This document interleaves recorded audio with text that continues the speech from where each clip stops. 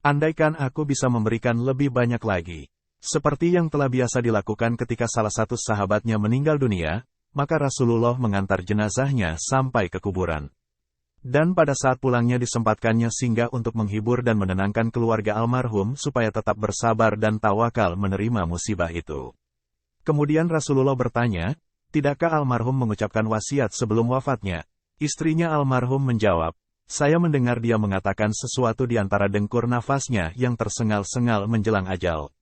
Apa yang dikatakannya? Saya tidak tahu. Ya Rasulullah, apakah ucapannya itu sekedar rintihan sebelum mati, ataukah rintihan pedih karena dahsyatnya sakaratul maut? Cuma, ucapannya memang sulit dipahami lantaran merupakan kalimat yang terpotong-potong. Bagaimana bunyinya? Desak Rasulullah. Istri yang setia itu menjawab, suami saya mengatakan, andai kata lebih jauh lagi, andai kata yang masih baru, andai kata semuanya, hanya itulah yang tertangkap sehingga kami bingung dibuatnya. Apakah perkataan-perkataan itu igauan dalam keadaan tidak sadar, ataukah pesan-pesan yang tidak selesai? Rasulullah tersenyum, sungguh yang diucapkan suamimu itu tidak keliru. Kisahnya begini, pada suatu hari ia sedang bergegas akan ke masjid untuk melaksanakan salat Jumat.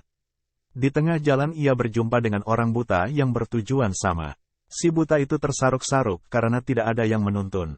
Maka suamimu yang membimbingnya hingga tiba di masjid. Tatkala hendak menghembuskan nafas penghabisan, ia menyaksikan pahala amal solehnya itu. Lalu ia pun berkata, andaikan lebih jauh lagi.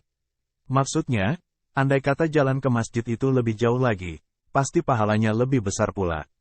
Ucapan lainnya ya Rasulullah, tanya sang istri mulai tertarik.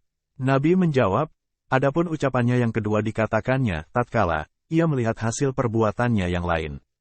Sebab pada hari berikutnya, waktu ia pergi ke masjid pagi-pagi, sedangkan cuaca dingin sekali, di tepi jalan ia melihat seorang lelaki tua yang tengah duduk menggigil, kedinginan. Kebetulan suamimu membawa sebuah mantel baru, selain yang dipakainya. Maka ia mencopot mantelnya yang lama, diberikannya kepada lelaki tersebut. Dan mantelnya yang baru lalu dikenakannya. Menjelang saat-saat terakhirnya, suamimu melihat balasan amal kebajikannya itu, sehingga ia pun menyesal dan berkata, andai kata yang masih baru kuberikan kepadanya dan bukan mantelku yang lama, pasti pahalaku jauh lebih besar lagi. Itulah yang dikatakan suamimu selengkapnya. Kemudian, ucapannya yang ketiga, apa maksudnya, ya Rasulullah, tanya sang istri makin ingin tahu. Dengan sabar Nabi menjelaskan, ingatkan kamu pada suatu ketika suamimu datang dalam keadaan sangat lapar dan meminta disediakan makanan. Engkau menghidangkan sepotong roti yang telah dicampur dengan daging. Namun, tatkala hendak dimakannya, tiba-tiba seorang musafir mengetuk pintu dan meminta makanan. Suamimu lantas membagi rotinya menjadi 2 potong, yang sebelah diberikan kepada musafir itu. Dengan demikian, pada waktu suamimu akan menghembuskan nafasnya, ia menyaksikan betapa besarnya pahala dari amalannya itu. Karenanya, ia pun menyesal dan berkata, kalau aku tahu begini hasilnya, musafir itu tidak hanya kuberi separuh. Sebab andai kata semuanya kuberikan kepadanya, sudah pasti ganjaranku akan berlipat ganda. Begitulah keadilan Tuhan. Pada hakikatnya, apabila kita berbuat baik, sebetulnya kita juga yang beruntung, bukan orang lain. Lantaran segala tindak tanduk kita tidak lepas dari penilaian Allah. Sama halnya jika kita berbuat buruk, akibatnya juga menimpa kita sendiri. Kalau kamu berbuat baik, sebetulnya kamu berbuat baik untuk dirimu. Dan jika kamu berbuat buruk, berarti kamu telah berbuat buruk atas dirimu pula.